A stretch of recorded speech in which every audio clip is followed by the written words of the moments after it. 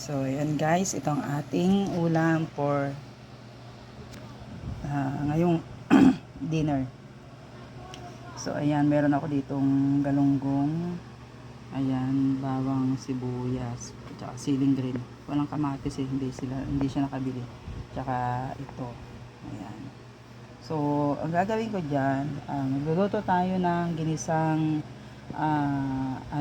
kalabasa.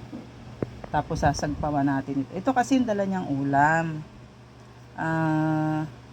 Sabi niya prito daw, hindi nga ako pwede ng puro prito. So, sabi ko sige ipiprito ko.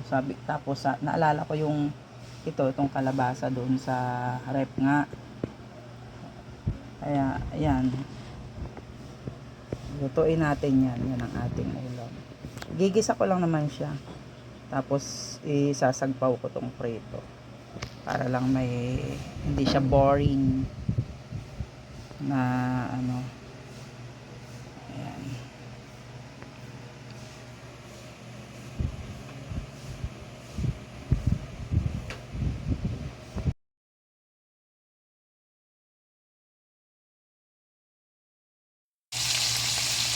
So ayan, piniprito na natin yung yung isda. Prituhin lang natin sa saka na natin lulutuin yung yung gulay.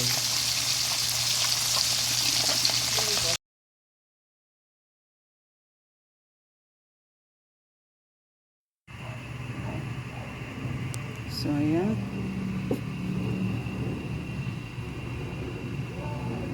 isahan na natin na isa pagsabay-sabay na natin.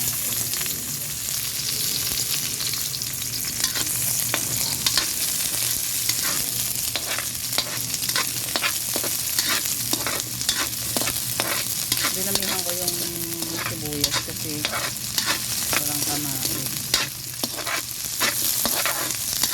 Saka masarap kasi pag maraming sibuyas manamis-namis.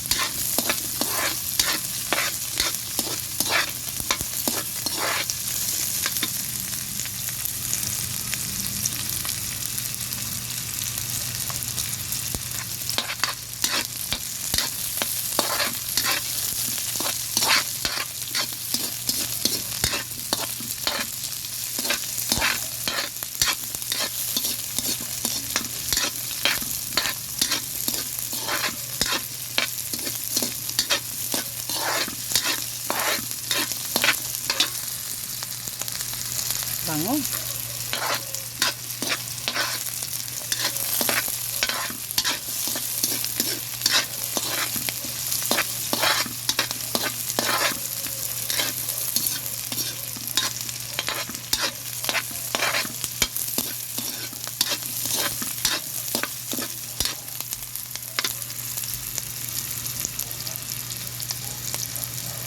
Masyado malakas yung apoy.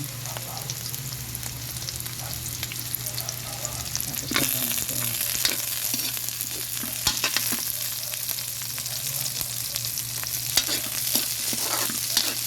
Para yung ng isda. Yan sa ng isda.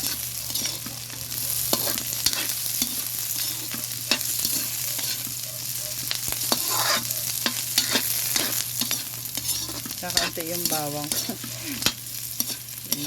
Hindi nakalito. Kalahating na lang yan kalahati na isang puso.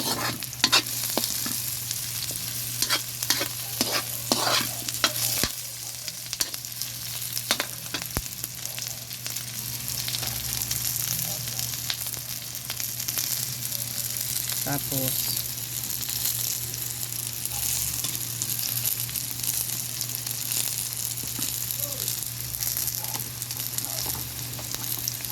naamoy na yung sili, lagyan na natin labasa.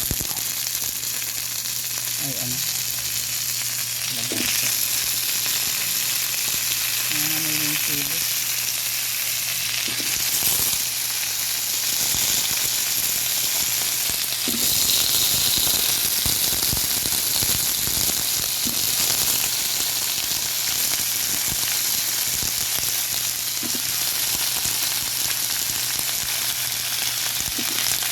ganda ng kulay eh.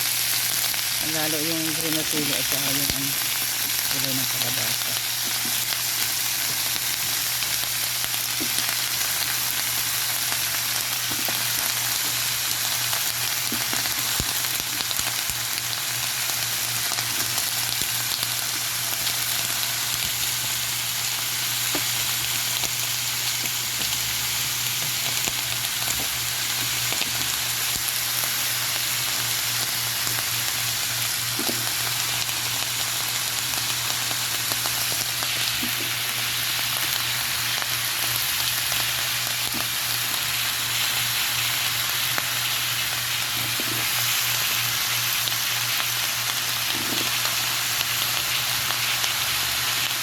Yung mga anak ko nasa prayer garden. Tama ni Pastor. Wala akong katurong pag-vlog.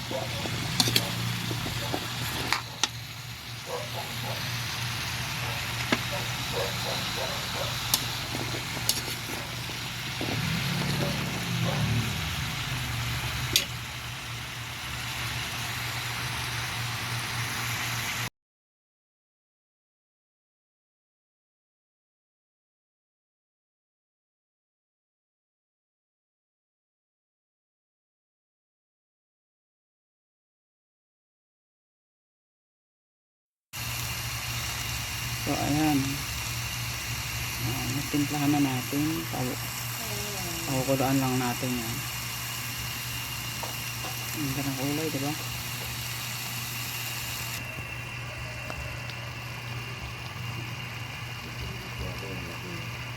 Okay pa. Ayan, pakulan pa natin.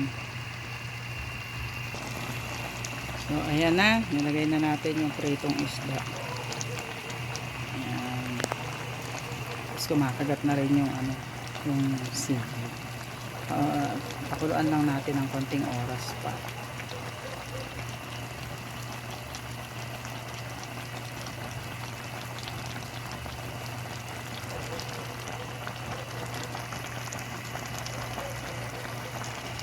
So ayan, luto na. Kakain na kami. Kami lang dalawa ng tatay namin. Kasi yung mga anak namin nasa prayer garden. So tara, kain tayo mga kabarangay.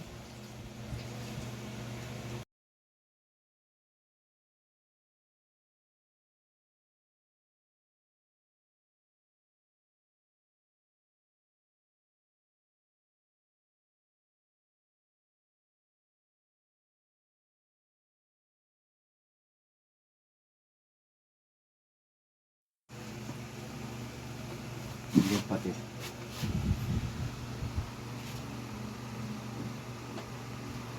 Patis.